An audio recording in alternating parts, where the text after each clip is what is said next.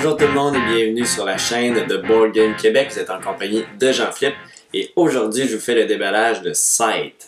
Scythe qui est un jeu qui était le premier sur ma liste de cadeaux de Noël. Si vous avez écouté notre épisode 13 où David Couteau de Professeur Board Game nous avait demandé quel était notre jeu numéro 1 sur notre liste et moi j'avais répondu Scythe et Marilou me l'a acheté. Donc très content de ça et je voulais partager cette joie-là avec vous d'ouvrir cette grosse boîte du jeu Scythe, même si je suis un petit peu en retard par rapport au hype qu'il y a eu en 2016, je voulais quand même le faire pareil. Et donc, sans plus tarder, je vais enlever la pellicule plastique et je vous reviens avec le contenu. Donc, avant de commencer l'ouverture, je voulais montrer un peu le derrière de la boîte où on voit vraiment qu'est-ce qu'on va retrouver. Beaucoup de miniatures, le gros plateau de jeu avec les plateaux personnels. Donc, beaucoup de composantes. J'ai hâte de voir la qualité de ça. Je pense que c'est de très bonne qualité. J'ai oublié de dire, c'est un jeu de Stonemaier Games, le même créateur que Viticulture, qui est juste ici dans la collection. Un jeu que j'adore énormément pour sa version solo, aussi sa version à plusieurs joueurs. Vraiment un très bon jeu. Puis j'ai hâte de voir ce que Scythe a à nous donner avec sa version solo, avec les cartes automa. Donc, bien hâte de voir ça. Donc, on va ouvrir ça.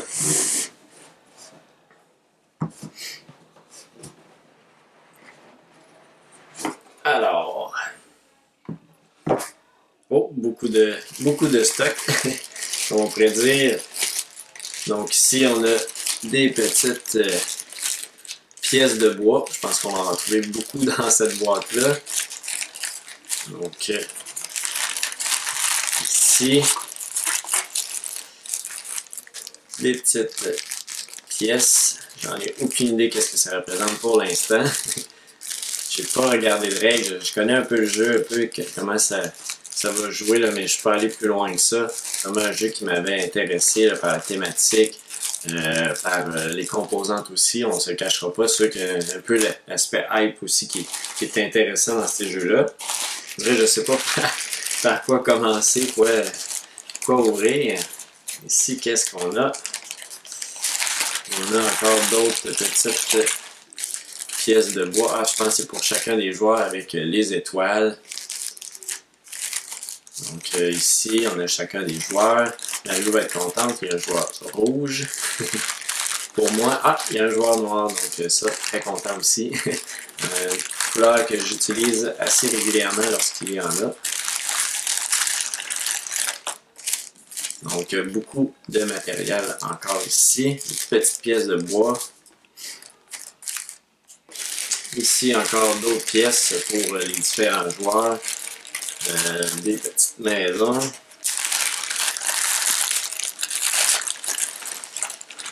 Donc encore là, d'autres pièces de bois. Juste ici. Qu'est-ce qu'on a d'autre? On a des cartes. Juste ici, je vais les ouvrir tantôt pour toutes vous les montrer. D'autres cartes juste ici. Encore des cartes. Oh, ici. Qu'est-ce qu'on a? Donc, on a, je crois que c'est les plateaux de joueurs qui ont l'air vraiment très bien faits. On a ça ici. Juste ici, on a les plateaux de joueurs.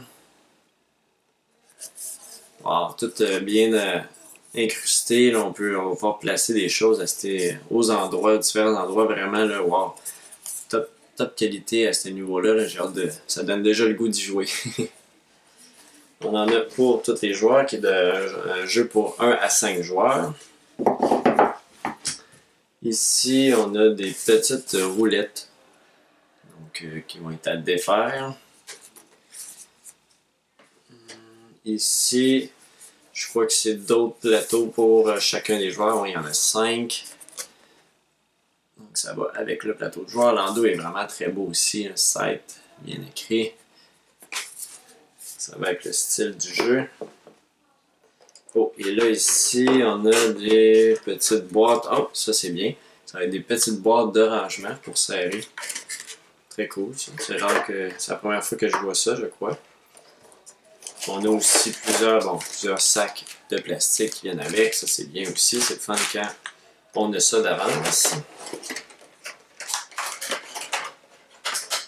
S'il va y avoir les miniatures, je vais l'ouvrir un peu tantôt. Ici, des petites pièces que je n'ai aucune idée à quoi ça sert. Oh, le livre de règles. Quand même beaucoup. Beaucoup de pages. On parle d'une trentaine de pages. Est-ce que ça va être très long? J'ai hâte de voir ça. Très bien fait. Ça ressemble beaucoup au formatage de viticulture. On s'entend, c'est la même compagnie, même créateur. Et ce que je me souviens de viticulture, c'était quand même très facile à lire. Bien facile à comprendre aussi. On a des petits aides de jeu. Un aide de jeu en fait. Il y en a seulement un. Juste pour se rappeler comment jouer et tout. C'est pas nécessairement pour donner aux joueurs. Une autre carte Achievement Sheet, donc la feuille des achievements. Ah, ici on a la site Automa, donc pour jouer en solo, que j'ai très hâte d'essayer aussi, cette variante-là. J'ai hâte de voir qu'est-ce que ça va donner. On m'a conseillé que ça allait être très si j'avais aimé viticulture, que j'allais aimer celle-là aussi. Donc d'autres règles ici pour la version solo Automa. Et là on a des punch boards pour différentes choses dans le jeu. Je peux pas rentrer dans les détails, j'en ai aucune idée pour l'instant. Je crois qu'il y a de l'argent là-dedans. Des petites pièces.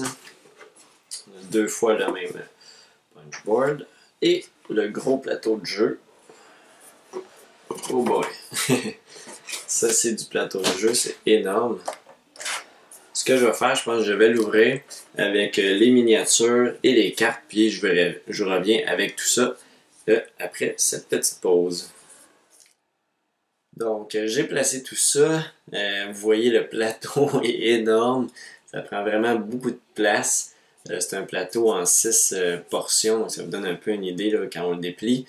C'est vraiment très gros, très beau. Le design sur le plateau est vraiment très beau. Là. Je pense qu'il y a vraiment on peut passer vraiment beaucoup de temps à regarder qu'est-ce qui se trouve. Je me souviens que j'avais vu justement une photo, plusieurs photos là, sur un groupe de jeux qui montraient à certains endroits, il y avait certaines choses. Donc je vais m'amuser sûrement à explorer un peu ça plus en détail en jouant, là, découvrir des choses. Et là aussi, j'ai déballé les miniatures. On a pour chacun des joueurs de très belles miniatures de personnages. Donc on a le joueur bleu, le joueur rouge.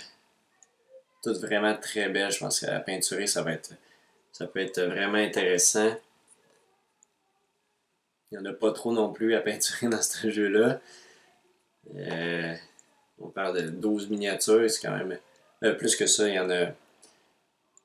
On a 5 personnages, puis ensuite chacun des personnages a 4 mecs, on appelle. Ils sont tous différents, là, dépendant de la faction que vous jouez.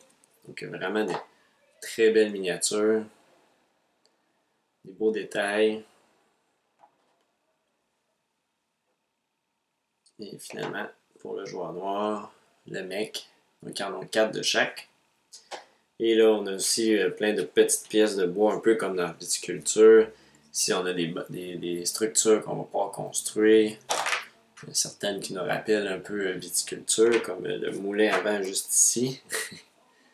Très similaire, si même pas pareil. Comme différent, on a aussi des petits travailleurs. Donc, plein de belles petites pièces de bois.